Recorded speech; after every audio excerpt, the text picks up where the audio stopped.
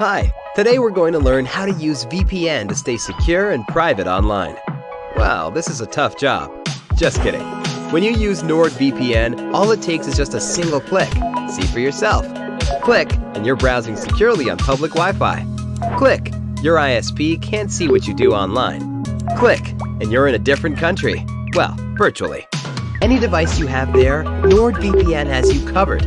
Everything else is just details. But if you care to know more, NordVPN has more than 5,000 servers all over the world. It protects your sensitive data with advanced encryption, shields you from malware and phishing sites, and keeps no logs of your online activity. Click link in the description and get 68% discount for your first order. Introduce yourself. Your audience will learn more about your art if they know more about you. You don't have to give your entire life story, but take a minute or two to discuss your background. Briefly mention what inspired you to become an artist and how you started making your work. You can also bring up what sets your style apart from other artists to help your viewers understand what makes your work unique. Avoid using words like aspiring and emerging when describing yourself, since it might make people question your artistic authority. You don't have to mention other careers you have, such as saying you're a business owner and painter, if they aren't important to your artwork. Mention influences and inspiration. Your influences can be emotions, objects, or even other artists. Reflect on what you were thinking or how you were feeling when you first began the piece. Try your best to explain why it made you feel inspired and what it means to you personally. Then you can delve into other pieces of artwork and artists that you admire and how they influenced the choices you made in your piece. It can help to write about your emotions and points of inspiration beforehand, so you have areas to expand on. Explain your artistic process. Every artist has a unique approach that influences their artistic choices. Discuss and showcase what types of art studies you did to prepare, such as taking photographs, sketching, or mood boards. You can also mention why you chose the medium you used for the piece. Bring up what techniques you tried and how they brought out the emotion you were trying to capture. Avoid mentioning conditional statements like "I only paint on weekends" or "I draw when I have time," since it may seem like art is a lower priority. Be careful not to use jargon that your audience doesn't know. While artists might know the names of specific techniques, you might have to rephrase it for non-artists. Point out meaningful aspects. These elements are the most essential for your piece's overall meaning. Brainstorm what parts of the piece are important to why you made it, and explain to your viewers why they are so important to you. They could be color choices, techniques, or subjects. Try to describe these choices in a few sentences so people understand why they are crucial to your artwork. For example, you could say something like, "The diagonal lines running throughout the piece were crucial to giving my work a sense of uneasiness the longer you look at it." As another example, you could try saying things such as, "I worked with light colors on dark paper to make it seem like the figure was escaping from the darkness." Try to avoid purely describing the visuals of your work, since viewers can already see them. Instead, add insight about why you included those visual aspects. Bring up the main takeaway. While you know the piece's significance, it might not be apparent to viewers.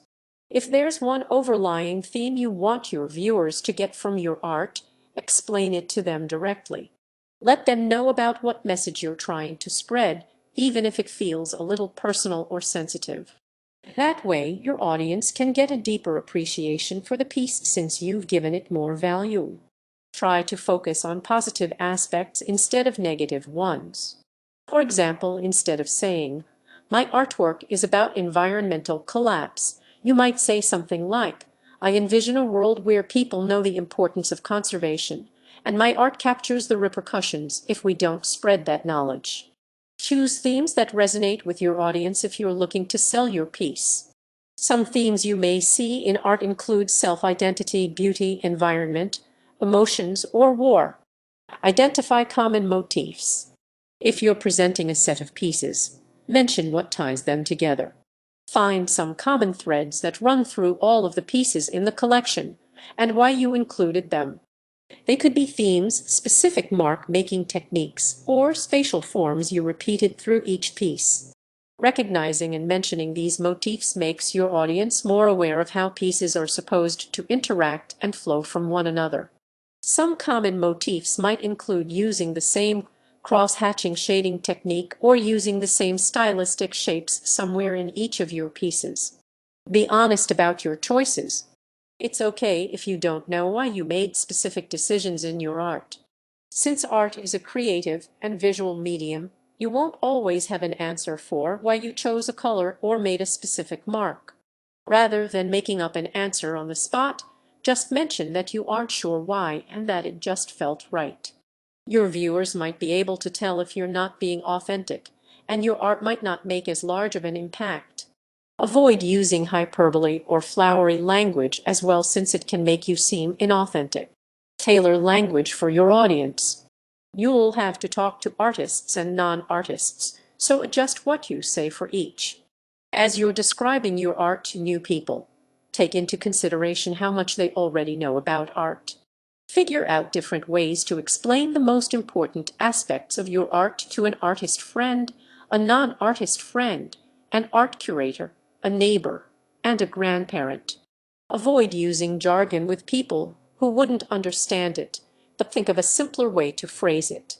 For example, rather than saying "I used chiaroscuro shading," you could say something like, "I offset intense blacks with contrasting bright lights to emphasize the figure." Anticipate questions from viewers. Your audience is bound to have some questions about your work.